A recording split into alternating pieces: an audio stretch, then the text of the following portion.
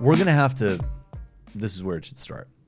We're going to have to cover Andrew Yang more on this show. And I don't necessarily need to be, we don't need to be polemical. I think he's a nice guy. I think he has some genuine concerns, and some of the issues maybe he's putting on the table are potentially worth talking about and certainly should be undertaken in a broad democratic socialist manner. But I have a real problem with the more you dig into his policy set. This is analogous to going into a libertarian primary and proposing something like single-payer health care and calling it freedom care. UBI has a left and a right wing. The critique that we have always had about this is that UBI is very likely to be leveraged by those on the right.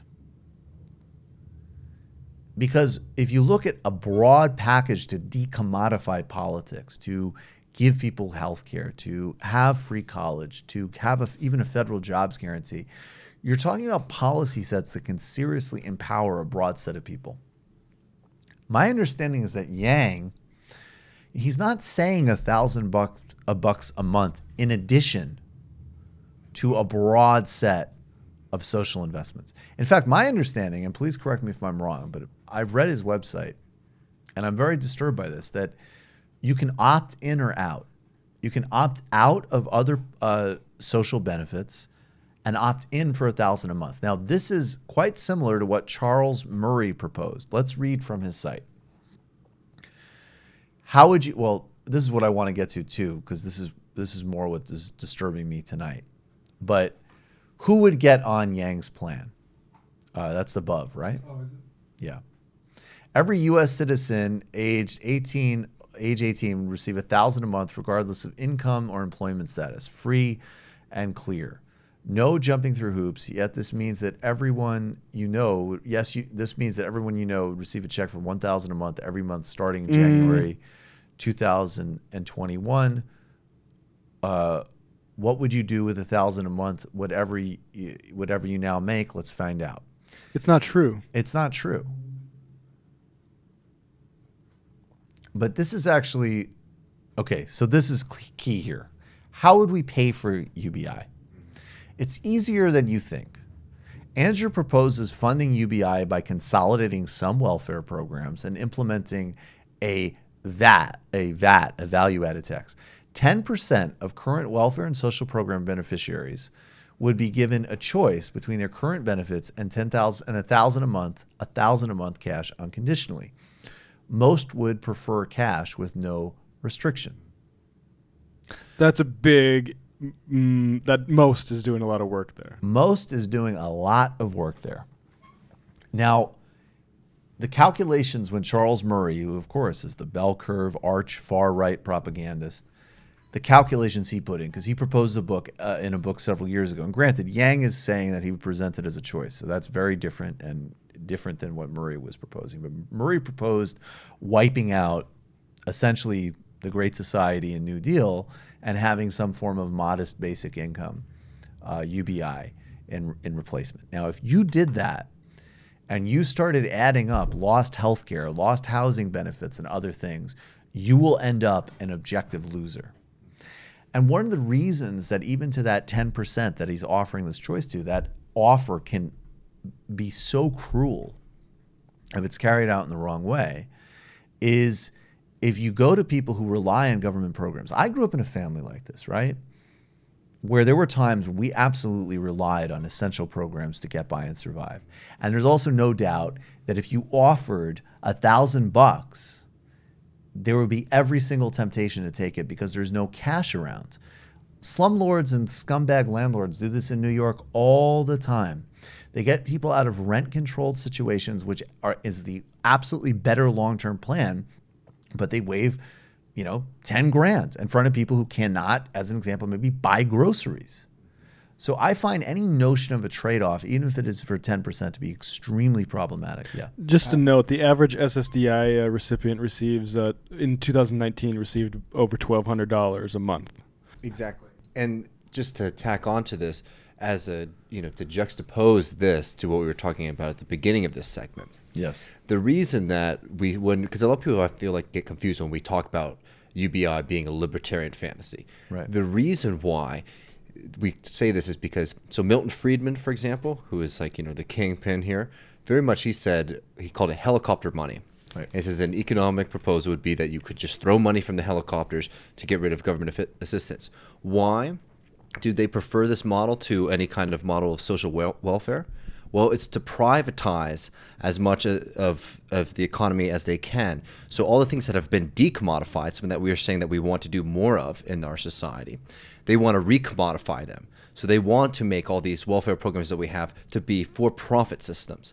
And we see how terribly that works out, especially in situations where you can have, a monopoly hold over people. If you have basically our disability payments would be coming through some form of UBI or even some form of like national disability insurance on a for-profit basis, that people are going to be skipping off at the top. It's a market opportunity for people, and that's why they're pushing it, and that's why it's a right-wing idea. Absolutely. And again, we go to the broader frames. Matt. Well, I was just going to say, like, if you think about it with the SSDI, so you need to pick your Social Security or your disability benefits or your Yang bucks. Okay, so basically, it's basically a subsidy for you not being disabled, because you're going to need that Social Security or the disability payments. But then basically everybody around you who doesn't gets a free $1,000 to walk around with. Like it's just insane that this is how it's structured. Tremendously right. And so these are all, and there's other major problems here that we're going to have to continue to spell out if this is going to sort of continue to be a thing. But let's be really clear here. The other part is the value-added tax. Let's watch this clip from The Hill. % deserve $1,000 a month. Why does the 1% deserve $1,000 a month, as does someone making $35,000 a year? That's right, Matt. Wrong, absolutely horrifically stupid framing of this question. Why don't the people with disabilities also deserve that $1,000 a month? Precisely. Why does the 1% deserve $1,000 a month, as does someone making $35,000 a year? Well, if you look at our own country, Alaska has had a dividend for the last 38 years, and it's wildly popular in large part because it's universal. So it's not seen as like oh, you get it, I don't, I'm giving it to you. Instead, it's just a right of citizenship in Alaska. And because of that, it's very popular. We should do the exact same thing in the rest of the country. Alaska's got about 700,000 people and a lot of oil. America's got what, 350 million people? Yes. And a huge national debt. This will add to that. Well, it won't necessarily, because if you look around, again, one of the big winners from this process is going to be Amazon, and Amazon paid 0 in federal taxes last year. So what we have to do is we have to join every other advanced economy and have a value-added tax that would give the American people a tiny slice of every Amazon sale and every Google search. VAT often adds taxes and burdens on people who don't make that much money. You're talking about purchases on common everyday goods. Oh, well, you can tailor a VAT so it falls more heavily on, let's say, luxury goods than consumer staples.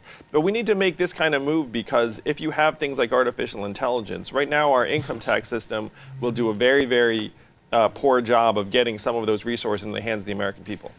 So, and again, he's doing a lot of work there, and the questions are terrible. But when you look at the Simpsons-Bowles Commission as an example to cut Social Security and Medicare, that is precisely in the detail of, as an example, well, what is a luxury good? That sounds commonsensical, but when you have a bunch of austerity-oriented bureaucrats defining what that is exactly the type of bureaucratic policy mechanism that will seriously harm middle and working class people. And we don't need to thought experiment about this. The VAT is something that has shaken a government in South Africa, that has led to massive protests across Kenya and even, of course, in the UK. This is a report from 2011. The Tory government of David Cameron, the austerity government, coalition government in 2009 onwards, has done a lot with the VAT tax. And George Osborne, who was the Secretary of the Exchequer, the Chancellor of the Exchequer at that point, lied about it. He said, and this is from a piece in 2011, called Why the VAT Really Hurts the Poorest Hardest. Data proves that Osborne was wrong to describe the VAT as a quote-unquote progressive tax.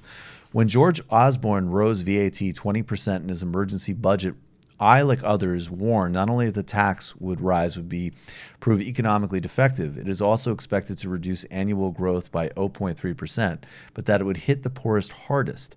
As a regressive tax that takes no account of income, VAT invariably squeezes lower earners.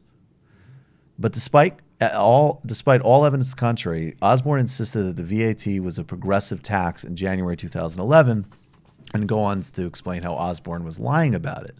But the broader point here is that, again, this is somewhat analogous to a flat tax. It's not the same thing, but when people say, hey, a flat tax, no bullshit, everybody regardless of income pays the same percentage.